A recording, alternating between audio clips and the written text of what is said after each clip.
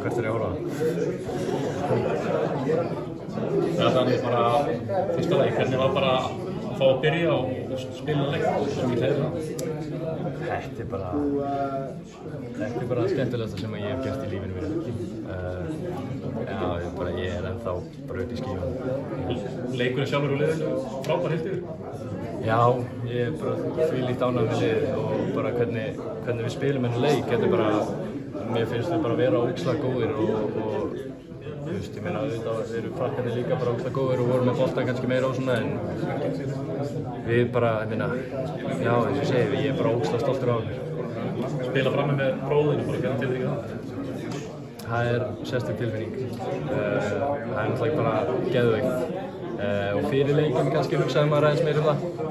En svo þegar maður er kominn inn á svona þá er þetta bara liðsfélaginn og já. Hvernig er að fá bara að vita fyrir leik og þú ert að fara að byrja? Fyrsta landsleikin, fyrsti byrjunarleikur? Það er bara geggjað. Ég meina þetta er bara draumur og að fá að spila bara fyrir landslið og byrja inn á þetta er bara geggjað.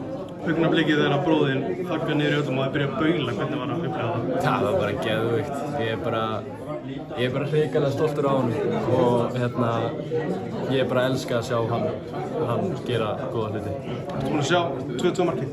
Nei, ég veit ekki hvað gerist. Takk fyrir það.